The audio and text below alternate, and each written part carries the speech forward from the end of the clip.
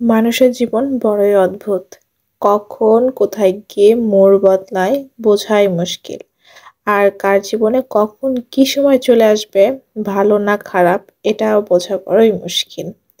কতই না খুশি হয়ে জয়পুরহাটে গিয়েছিলাম যে আমার 1 লাখ ফলোয়ার হয়েছে, একটা কেক নিব।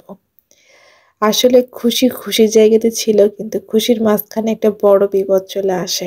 যাই হোক, আলহামদুলিল্লাহ, বিপদটা অনেক বড় হতে পারতো, কিন্তু ছোটর মধ্যেই চলে গেছে।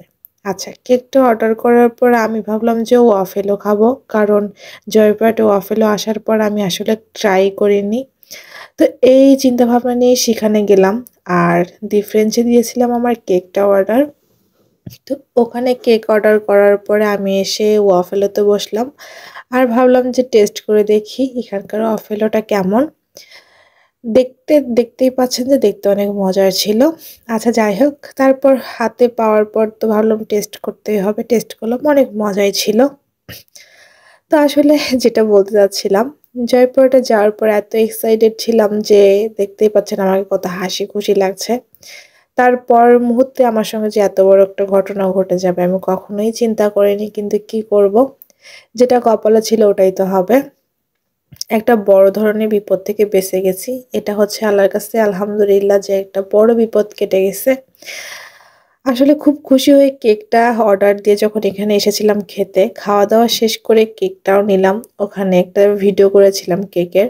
ভাগ্যিস ভিডিওটা করেছিলাম, না ছাড়া হয়তো আমি দেখাতেও পারতাম না আপনাদেরকে যে আমি কেকের উপরে কি লিখেছি। তো কেকটা নিয়ে এত খুশিতে যখন আসছিলাম জয়পুরহাটের বাটার মোড়ে এসে ছোট্ট একটা অ্যাক্সিডেন্টের মুখোমুখি হই। সেটা হচ্ছে একটা রিক্সা, ৩ জন উঠানো ছিল। তো রিক্সাটা উঁচু জায়গাতে উঠতে ধরে হয়তোবা কন্ট্রোল হারানোর ফলে নিচের দিকে চলে আসে। একদম এসে আমাদের বাইকের ওপরে একদম ধাক্কা খায়।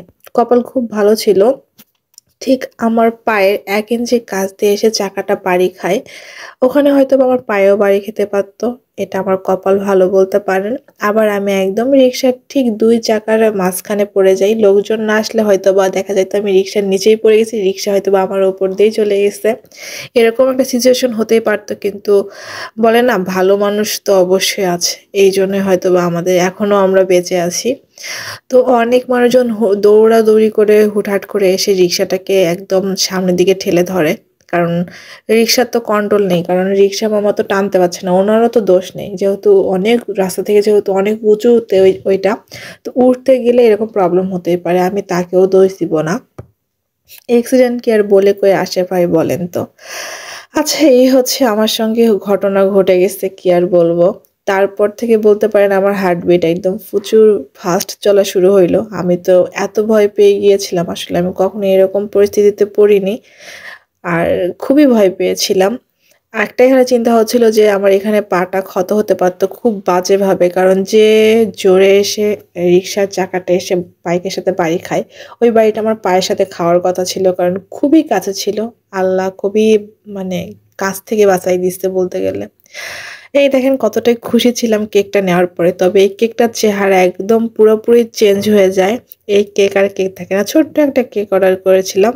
আমার, কি বলবো, শখ করে মূলত কেকটা নেওয়া।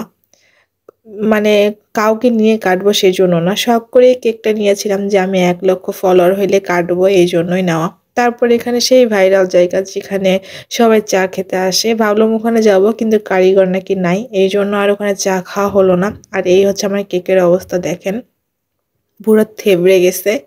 আচ্ছা, যাই হোক, আলহামদুলিল্লাহ কেকের উপর দিয়ে চলে গেছে, আমার কিছু হয়নি। এইজন্যই আলহামদুলিল্লাহ। তো সবাই আমার জন্য দোয়া করবেন, আর সবাই অবশ্যই সাবধানে চলাফেরা করবেন। কখন কোথায় কোন বিপদ চলে আসে আসলে বলা যায় না।